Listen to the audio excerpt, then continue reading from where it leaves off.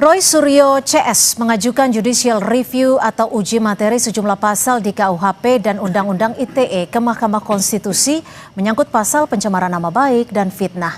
Apakah upaya ini merupakan strategi Roy CS untuk terlepas dari status tersangkanya dalam kasus ijazah Jokowi? Kita tanyakan kepada Bung Refli Harun, kuasa hukum dari Roy Suryo CS, dan juga Bung Rifai Kusumanegara, kuasa hukum dari Joko Widodo. Selamat malam Bung Rifai, Bung Refli, terima kasih sudah hadir ke studio Kompas TV ya. Bung Refli, ini Jumat lalu ajukan uji materi. Apa yang digugat dan mengapa Anda melihat ini perlu? Jadi saya mau bilang bukan Roy CS ya, Roy Suryo CS, tapi TRR lah. Kenapa? Tiva, Roy, Rismond. Biar berbeda sedikit, karena kalau Roy CS itu nanti dipikirnya yang lain. Padahal ini kan RRT atau TRR lah ya. Oke. Yang mengajukan Tiva, Dr. Tiva, kemudian Roy Suryo dan Rismond Sianipar. Kami Bala RRT, Barisan Pembela RRT atau TRR ini sebagai kuasa hukumnya. Jadi ada 6 pasal yang kita ajukan. 6 pasal itu adalah pasal-pasal yang dikenakan untuk menersangkakan mereka TRR ini ya. Dan kami melihat bahwa pasal tersebut dalam penersangkaan itu ya digunakan untuk menersangkakan itu potensial melanggar konstitusi. Karena begini, ada ketentuan konstitusional yang selama ini kita harus junjung tinggi, yaitu kebebasan menyatakan pendapat baik secara lisan maupun tulisan. Kemudian kebebasan untuk memperoleh, menyebarkan, mendapatkan informasi, mengolah ya, pasal 28F. Itu kadang-kadang cuma di atas kertas saja, on the paper. Padahal ketika kemudian praktik di lapangan, ketika ada orang misalnya melakukan uji terhadap ijazah publik misalnya, ijazah yang digunakan dalam jabatan publik, tiba-tiba dia dikriminalkan. Padahal kita ketahui bahwa ahli kami mengatakan, kalau kami mengatakan atau saya mengatakan 99,9% ijazah Jokowi itu palsu, itu tidak bisa dikategorikan sebagai penghinaan. Pertama itu adalah opinion, kedua opinion itu terhadap ranah publik, yaitu ijazah yang digunakan untuk melamar jabatan publik mulai dari wali kota, gubernur dan presiden. Nah, karena ini berulang terus pasal ujaran kebencian, pasal mengenai penghinaan, pasal mengenai pencemaran nama baik, fitnah dan lain sebagainya, maka kita minta uji ke Mahkamah Konstitusi tidak hanya untuk kepentingan TRR, Tiva, Roy, Rismond, tapi untuk kepentingan bangsa ini ke depan juga. Jadi kalau seandainya nanti ini dikabulkan, maka kita harapkan siapapun yang bekerja untuk kepentingan umum, public affairs atau public interest, tidak akan dikriminalkan hanya karena didomestifikasi atau diprivatisasi soal-soal yang berkenaan dengan urusan publik ini. Gitu. Gimana Bung Rifai? Pak Jokowi pasti sudah mendengar ada Dr. Tiva, Bung Roy dan juga Bung Rismond mengajukan gugatan materi ini. Responnya apa? Ya, pertama kami sih menghargai setiap warga negara bisa menggunakan haknya untuk melakukan judicial review ke Mahkamah Konstitusi, dan inilah salah satu ciri negara hukum ya, di mana warga negara bisa menggunakan segala haknya termasuk menguji sebuah pasal. Sekalipun kami berbeda pandangan. Kenapa? Pertama, pasal-pasal ini sudah sering diuji dan selama ini tetap dipertahankan oleh MK. Terakhir, putusan 105/2024 dinyatakan tetap dipertahankan, namun pengertian objek di sini tidak boleh pejabat negara, instansi, termasuk komunitas masyarakat. Tapi tetap perlindungan diri pribadi itu tetap dipertahankan oleh MK. Kedua, kita kan mengenal KUHP baru ya, baru muncul. Delik ini kembali dipertahankan, lahir di pasal 433, 433, 434 ya. Akhirnya apa? Delik ini kembali diadopsi. Artinya apa? Masyarakat, negara, pemerintah sepakat bahwa delik ini tetap ada. Dan menurut saya sebenarnya ini kan pengejawantahan dari pasal 28G UUD 45. Setiap orang berhak untuk mendapatkan perlindungan harkat dan martabatnya gitu. Di samping harta kekayaan. Tapi di sisi lain kan Pak Jokowi juga mantan pejabat negara. Kembali lagi, kan beliau melaporkan bukan sebagai presiden, beliau sebagai warga negara biasa yang sudah purna tugas, memiliki kehidupan pribadi, tapi masih terus diserang karena itu dia menggunakan haknya sebagai warga negara. Dan kembali lagi sebenarnya karena ini diatur di konstitusi, menurut saya ini kan tidak bertentangan dengan konstitusi keberadaan pasal itu. Bahwa misalnya ada persoalan dalam penegakan hukum, itu persoalan lain, jadi bukan persoalan normanya ya. Nah terus kembali lagi, menurut saya menjadi unik juga kalau sekarang Pak Roy CS menguji pasal ini. Kenapa? Karena baru saja kita dengar bahkan bulan ini. Bukan Roy CS, Dr. Tifa, Roy dan Rismon. Ya, Pak Roy dan siapa 2 orang menggunakan pasal ini untuk melaporkan Bang Egy. Artinya di satu sisi dia meragukan kebenaran pasal ini, tapi di sisi lain dia baru saja menggunakan pasal ini untuk apa? Menggunakan hak hukumnya untuk melaporkan Bang Egy. Jadi kalau menurut saya bagian dari strategi pembelaan boleh-boleh saja, tapi menurut saya pasal ini tetap ada, dan saya pribadi merasa memang negara tidak hanya perlu melindungi setiap harta kekayaan, tapi juga harkat dan martabat, dan menurut saya nama baik itu sesuatu yang penting. Akhirnya ada standar moral di bangsa ini, Mbak. Karena kalau nama baik bukan sesuatu yang penting yang perlu dilindungi, apalagi yang menjadi dasar sebuah integritas moral. Jadi Anda mau bilang ketika uji materi dilakukan di MK, tapi di satu sisi pasal itu digunakan untuk Egy Sujana, itu berarti Bung Refli nggak konsisten gitu? Bukan gitu. Itu keliru. Iya, pengajunya dong. Bung Refli kan penasihat hukum ya. Saya jelaskan ya. Yang kita minta adalah agar pasal itu tidak digunakan untuk public affairs, tidak digunakan untuk urusan publik. Jadi kan sudah ada pembatasan-pembatasan oleh MK. Bahwa yang namanya pejabat publik nggak boleh tersinggung. Ya. Kemudian tapi kan sudah tidak menjabat lagi Pak Jokowinya. Nah itulah kita minta bahwa tidak hanya pejabat publik tapi urusan publik juga. Ini kan public interest. Yang kita persoalkan adalah sebuah ijazah yang merupakan urusan publik, dokumen publik. Jadi bukan lagi dokumen privat ini. Nah itulah sebabnya kita minta perluasan lagi oleh MK. Jadi memang pasal ini berulang kali diajukan, diujikan. Tetapi pengujiannya tersebut itu mendapatkan pengakuan atau putusan-putusan yang menguntungkan terus. Sebagai contoh misalnya presidential threshold itu puluhan kali diajukan. The last finally kemudian dikabulkan juga. Nah ini nanti kita tidak minta dihapuskan sama sekali karena ada hak privat yang harus dilindungi. Tetapi yang kita minta adalah whenever yang dipermasalahkan itu adalah urusan publik atau public interest sebagaimana dinyatakan di pasal 433 yang KUHP baru dan lama juga ada di 310, maka kita mengatakan Anda tidak bisa dikriminalisasi kalau Anda menjalankan public interest atau urusan publik. Adapun soal Egy Sujana dan Roy Suryo itu soal privat antara 2 warga privat, urusan privat juga. Kalau soal ijazah urusan publik. Nah, karena ijazah itu digunakan saat mencalonkan, itu maksud Anda? Untuk public official. Jadi kalau misalnya ijazah itu ditaruh saja di bawah bantal walaupun palsu nggak ada urusan. Tapi karena dia digunakan untuk jabatan publik mulai dari wali kota sampai presiden, maka dia menjadi urusan publik. Kapanpun bisa dipersoalkan walaupun sang pemiliknya sudah lagi tidak menjabat. Apalagi sekarang masih dia menjabat di Danantara sebagai public official begitu. Tetapi kita tidak persoalkan lah itu. Yang kita persoalkan adalah seharusnya orang yang bekerja untuk urusan publik atau public interest tidak boleh dikriminalkan. Ijazah Jokowi itu adalah urusan publik bukan urusan privat. Anda yakin akan dikabulkan oleh Mahkamah Konstitusi? Nah, kalau kita nggak yakin ngapain kita maju? Jika kita bicara soal berandai-andai ya, jika ini dikabulkan oleh Mahkamah Konstitusi, apa langkah hukum yang akan dilakukan Pak Jokowi? Ya kami menghormati ya apapun keputusan nanti. Tapi yang menjadi menarik adalah begini, apakah kita mau bangun sebuah kaidah setiap pejabat publik atau setiap presiden Indonesia sekalipun sudah berakhir masa jabatannya, tapi seumur hidupnya dia harus menerima fitnahan, cacian, makian tanpa bisa menjaga harkat dan martabatnya. Menurut saya nggak fair. Orang-orang yang pernah bekerja untuk negeri ini justru harusnya mendapat penghargaan. Ini enggak.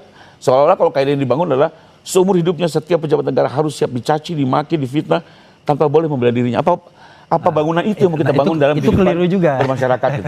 Ditahan. Satu hal dari putusan KIP juga menarik. Ya, tadi kan sebenarnya kan teman-teman berangkat dari putusan KIP seolah-olah ini publik. Tapi coba cermati kaidah yang KIP. Beli kurang kaidah mereka begini. Kalau ternyata si cabub ini tidak terpilih, maka itu menjadi dokumen pribadi.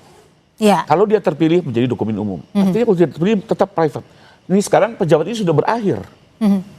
Tapi kan dokumen itu yang digunakan saat beliau mengajukan diri. Makanya kalau dia tidak terpilih maka dia tidak menjadi private. Dia sudah ikut loh kontestasi. Tapi pada saat dia kalah maka dokumen menjadi private. Itu beda. Yang menang dia akan lanjut. Nah sekarang orang ini sudah pensiun, sudah berakhir. Apakah terus bisa diacak-acak atau diserang, dibuat sedemikian rupa ya? Ini juga kaidah yang perlu kita dalami. Sejauh mana sih kita melihat saya setuju bahwa setiap pejabat publik perlu ada pertanyaan publik, tapi juga ada batas-batasnya yang perlu kita hargai. Nanti kita lihat putusan MK bagaimana memandang ini ya. Tapi buat saya pribadi, menurut saya kalau dia sudah berakhir. Jadi belum ada bayangan akan langkah hukum apa ketika MK mengabulkan? Oh enggak, itu Belum. upah hukum pihak ya. Kami nggak bisa masuk sebagai pihak yang berkepentingan. Nanti DPR dan pemerintah yang menjadi pihak. Bisa, kalau mau masuk juga bisa. Bedanya apa tadi Bung Refli? Jadi kita harus bedakan antara before, during, dan after. Kalau before itu Anda tidak masuk during, sehingga it's okay kalau seandainya Anda masuk dokumen publik, tapi karena Anda tidak terpilih sebagai pejabat publik, maka dia tidak menjadi dokumen publik, kan begitu. Tapi kalau Anda sudah menjadi pejabat publik, apalagi 20 tahun, hampir dari wali kota tahun, ya, dari wali kota 15 tahun lah, 20 tahun, maka kita sudah bicara tentang dokumen yang sudah digunakan sebagai pejabat publik. Beda. During dan after. Nah, pertanyaannya adalah ketika Anda after, apakah Anda masih bisa digugat? Yang digugat itu sebenarnya bukan Pak Jokowinya. Yang digugat ijazah yang digunakan. Sama saja kita misalnya mempermasalahkan kebijakan-kebijakan yang Jokowi ambil misalnya. Direview kebijakan tersebut. Ya kebijakan itu masih bisa direview. Misalnya kereta cepat, bandara dan lain sebagainya. Kalau ditemukan korupsi di sana misalnya, ya Pak Jokowi tetap bisa dituntut. Nah, tetapi tindakan-tindakan Pak Jokowi setelah tidak lagi menjabat, ya misalnya dia melakukan apalah, itu tidak bisa dihitung. Itu lain lagi masalahnya. Tapi juga ada yang menyatakan atau mungkin orang menduganya ini adalah upaya yang dilakukan Tifa Rismon Roy untuk menghindari status tersangkanya. Tapi dijawab usai jeda. Tetap bersama kami di Sapa Indonesia Malam. Terima kasih Anda masih bersama kami di Sapa Indonesia Malam dan kita masih membahas soal uji materi atau judicial review yang diajukan oleh Dr. Tifa, Bung Rismon dan Bung Roy ke Mahkamah Konstitusi. Bang Refli, kalau banyak juga yang mengatakan atau menduga upaya yang dilakukan saat ini bukan sekedar konstitusional aja, tapi karena ada penersangkaan Roy, Tifa dan juga Rismon. Jadi gini, yang ingin terbebas dari hukumkah atau bagaimana? Kalau mau terbebas dari hukum sudah pasti. Kan begini, kami beranggapan bahwa penersangkaan itu tidak justified. Melanggar undang-undang, bahkan melanggar hak asasi manusia. Saya mengatakan kasus ini jangankan ditingkatkan menjadi penyidikan dan kemudian penersangkaan. Diproses saja tidak layak. Karena from the beginning kita mengatakan ini masih dalam ranah konstitusi, demokrasi, hak asasi manusia, kebebasan menyampaikan pendapat baik secara lisan dan tulisan yang dilindungi oleh konstitusi. Karena itu saya sebagai lawyernya tidak rela mereka ditersangkakan dengan pasal-pasal buatan seperti ini. Nah karena itu kita berusaha menggunakan segala cara, saluran untuk meminta perhatian. Tidak hanya penyidik tetapi seluruh rakyat Indonesia dan juga penguasa. Jangan lagi terulang yang seperti ini. Terlalu banyak korban-korban mereka ditersangkakan ketika mereka bicara untuk urusan publik. Seperti kata Rocky Gerung misalnya. Apa salahnya seorang warga negara bertanya kepada kepala negaranya. Kepala negara itu kan anak buahnya warga negara, rakyat. Bertanya, ijazah yang kau pakai itu asli atau tidak? Bahasanya begitu. Kan dia tidak lagi menjadi kepala negara. Tetapi jangan lupa, pertanyaan ini sudah diajukan 3-4 tahun yang lalu. Ini kan buntut dari ini semua kan. Nah, karena itulah kita tidak rela orang dikriminalkan. Kami menganggap ini kriminalisasi, ditersangkakan. Jadi bukan soal gagah-gagahan. Kalau untuk pembuktian ijazah itu asli atau tidak, ada CLS citizen lawsuit di Solo sana. Apakah berani Pak Jokowi masuk ke arena sana untuk pembuktian ijazah? Karena sudah dalam proses pembuktian di sana. Kalau di sini tidak, ini adalah kriminalisasi pemidanaan. Yang dicari adalah pasal-pasal tentang pencemaran nama baik, pasal fitnah, pasal ujaran kebencian, pasal ngedit dokumen dan lain sebagainya. Sehingga yang terjadi adalah nanti akan dibelokkan bukan pembuktian ijazah itu asli atau tidak karena memang bukan forumnya, tetapi hakim dan jaksa sibuk mencari-cari kesalahan dari TRR ini, Tifa, Roy dan Rismon. Karena itu menurut saya kita minta perhatian semua komponen. Makanya kita tidak hanya ke MK, tapi juga ke Komnas HAM, ke Komisi 3 DPR. Karena kalau kita hanya mengandalkan polisi atau penyidik yang diduga masih sangat kuat kaitannya dengan kekuatan Solo, maka orang mengatakannya parcok yang Solo dan lain sebagainya, maka akan berat bagi kita kemudian untuk melihat adanya fairness, adanya equal treatment dalam proses penegakan hukum kasus ini. Udah ada jawaban dari Komisi 3? Ada respon tidak? Ada respon dari ketuanya, masih mengatakan akan berkoordinasi dengan pimpinan lainnya, tapi saya WA lagi Habibur Rahman belum menjawab lagi. Jadi melalui televisi ini kami minta DPR juga mengambil peran, perhatian terhadap kasus seperti ini. Jangan dibiarkan ada kasus-kasus yang punya dugaan pelanggaran HAM, ya, ada abuse of power, tetapi kemudian dibiarkan begitu saja sebagaimana KM 50 dulu. Karena itu kita buka ke ranah politik, ranah publik mengenai kasus ini. Nanti orang bila katakan, loh ini kan kasus hukum. Orang tahu ini not only ini hukum saja, tetapi ini juga kental politiknya. Kental ada equal treatmentnya, kental ada pengaruh geng Solo terhadap kekuasaan penyelidikan dan penyidikan. Kalau tidak mungkin di Barreskrim Mabes Polri sebelumnya mengenai laporan mengenai penggunaan ijazah palsu atau dokumen palsu itu dihentikan begitu saja. Padahal banyak sekali bukti atau alat bukti yang bisa diajukan sebagai sebagai fondasi agar kasus ini betul-betul diperiksa apakah ijazah itu palsu atau asli. Gimana Bung Rifai menanggapi, meresponnya? Ada yang disebut ini kriminalisasi. Pak Jokowi pasti juga udah mendengar pasti dong. Dia bilang tidak. dan bagaimana tadi Bung Refli tegas menyebutkan parcok lah, apalah. Saya nyebut parcok itu kan niru orang lain aja kan. Jadi kembali lagi ini kan argumentasi lawyer ya. Kalau kami memahami lah argumentasi yang dibangun. Tapi ini kembali lagi mumpung di televisi saya ingatkan publik juga bahwa yang tapi sebelum jadi lawyer saya begini juga argumentasi saya. Bahwa you can check it ya kan. Lagi-lagi kami meyakini betul tindakan fitnah maupun pencemaran yang dilakukan oleh Pak Roy CS atau Pak Roy CS lah semua ya. Bukan Roy CS. Tidak ada kaitannya. Beda itu Roy CS. Tidak ada kaitannya dengan penelitian maupun kegiatan akademik. Dan itu fakta. Silakan publik melihat, searching di sosial media seluruh tayangan mereka dari bulan Januari sampai dengan April 2025, 4 bulan berturut-turut. Kami menemukan 31 objek. Mereka memfitnah, menghina Pak Jokowi, menyatakan ijazah palsu, menggunakan ijazah palsu. Tapi sebelum memfitnah dan menghina Pak Jokowi kan permintaannya jelas. Pembuktian bahwa ijazah ini asli atau palsu saat itu. Tidak, balik lagi. Yang kita laporkan adalah tidak ada satu kalimat pun mereka mengklaim diri sebagai peneliti ataupun melakukan kegiatan akademis. Itu keliru. Ya. Coba Anda lihat itu fakta. Interview Dr. Tifa pada tanggal 15 April. Dia mengatakan peneliti. Ya, coba lihat. Itu clear. Tanggal berapa? Tanggal 15 April, Dr. Tifa. Ya, nanti kita saling buktikan aja. Ketika di interview kami sebagai peneliti katanya. Baru setelah itu ketika dia mengunjungi UGM. Baru setelah kami laporkan di 30 April, beberapa minggu kemudian mereka langsung membangun alibi seolah-olah peneliti. Tapi kan Jokowi White Paper itu juga memang setelah di status tersangka. Bulan Agustus, Mbak. Itu baru bulan Agustus. Jadi Anda kembali lagi bikin buku itu sebulan 2 bulan. Apalagi Jokowi White Paper itu dikatakan Dr. Ridho Rahmadi mengatakan bahwa apa yang ditampilkan Dr. Tifa itu setara dengan S3. Bayangkan. Anda bisa nggak membuat sebuah karya yang dianggap setara dengan S3 dengan 1 bulan 2 bulan saja. Jadi itu ceritanya memang lagi on process, ongoing ya. Iya. Tapi kalau kami lihat ya, dan kalau dilihat di tayangan bisa kalau betul akademis, mana mungkin nusa kambangkan Jokowi, asingkan Jokowi. 1 miliar % palsu. Itu kan kalimat-kalimat yang jauh dari kalimat akademis. Kita harus membedakan ya. Itu satu. Jadi kami melihat ini semua argumentasi yang dibangun untuk membingungkan publik bahwa seolah-olah penelitian. Dan kami paham lah itu gaya-gaya pengacara selalu seperti itu. Cuma saya sendiri yakin baik polisi, jaksa, hakim tidak akan. Bukan pengacara saat itu. Bukan pengacara. Bung Roy, Tifa dan Rismon. Enggak, dia akan tetap melihat semua lawyer akan membangun alibi. Ini yang membangun alibi pertama kali lawyernya loh. Menyatakan lawyer yang mana?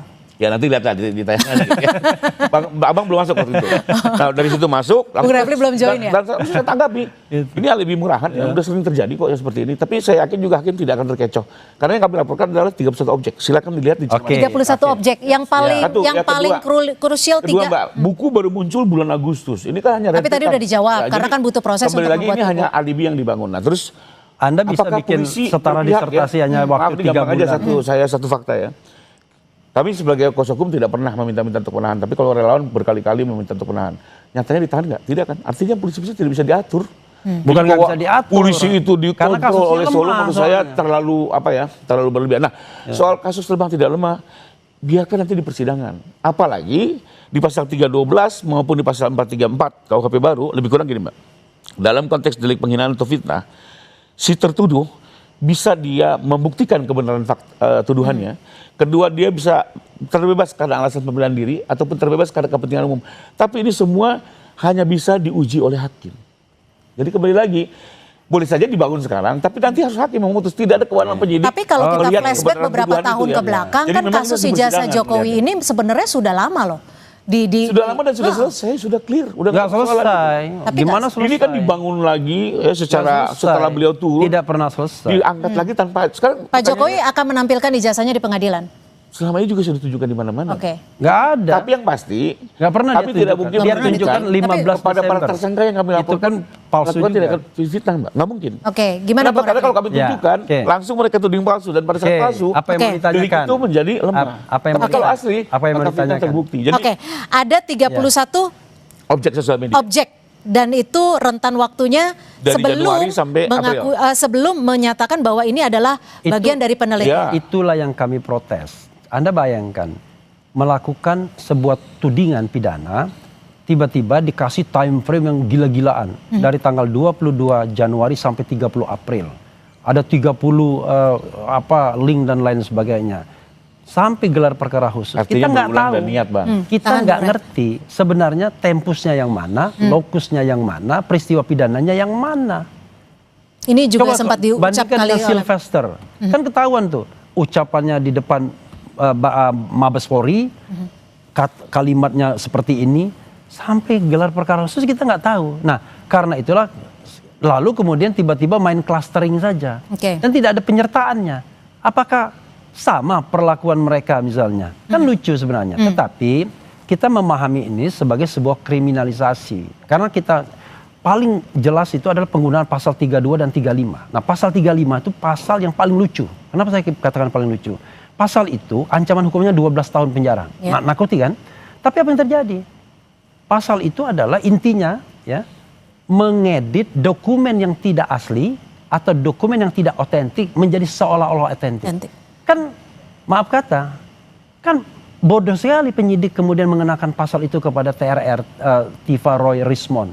Kan aneh. Karena yang mereka katakan dokumen Jokowi itu 99,9% palsu. Tidak asli, tidak otentik. Loh, kok tiba-tiba dibalik menjadi otentik? Kalau begitu Oke. berarti TRR alatnya Jokowi untuk melakukan legalisasi atau otentifikasi terhadap dokumen yang tidak asli. Oke. Nah, dari situ saja kalau kita pakai common sense, seharusnya nggak bisa digunakan pasal 35, termasuk pasal 32. Baik. Merusak dokumen privat, dokumen mana yang dirusak? Oke. Orang dokumennya katanya masih di masih di Polda Metro Jaya dan ditunjukkan Oke. 15 Waktu kita Desember. sudah habis. Saya ingin minta singkat saja pertanyaan Bung Rifai. Apa yang akan dilakukan Pak Jokowi melihat ataupun merespon dari uji materi yang dilakukan Tiva, Roy, dan Rismond? Ya, kami tidak akan menanggapi ya. Itu silakan hak warga negara.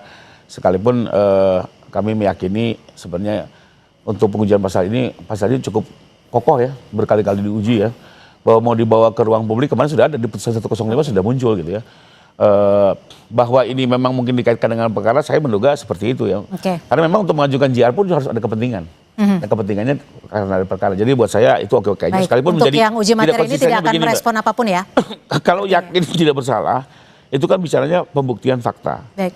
Nggak perlu nguji normanya. Justru pada saat kembali menguji norma, apakah Pak Roy dan kawan-kawan mulai ragu Oke. tentang kebenaran fakta. Apalagi terakhir ini pengacara mereka yang tidak lagi paham tentang praktek hukum mereka Indonesia. tidak lagi mulai Seolah-olah hukum membahas di soal Indonesia tuh lurus-lurus pasal saja. ijazah Oke. nih. Hakim, Baik. Mulai hilang jaksa soal dan isu itu ya. penyidik itu Baik. Karena orang kembali yang lagi ke lurus. arena-arena lain. Oke, Nah, itu waktu aja. kita Ini kan sayangnya masalahnya ada terbatas. unequality before Nanti kita the law, akan ya bahas kan? kembali Ada soal unequal ini dan treatment. kita juga nanti masih panjang sepertinya karena berkasnya juga sudah masuk kejaksaan tapi belum ada jawaban lagi ya. Loh, Sudah P19 dari kejaksaan toh? dibalikin lagi ke Iya, penyidik P19. karena dianggap tidak lengkap. Oke, P19 baik. ya, kita ya. Masih udah akan dibalikin berlanjut semuanya. artinya. Terima kasih Bung Rifai, Bung Sama-sama. Refli, terima Oke. kasih sudah berbagi perspektif di Sapa Indonesia Malam. Terima kasih, selamat malam.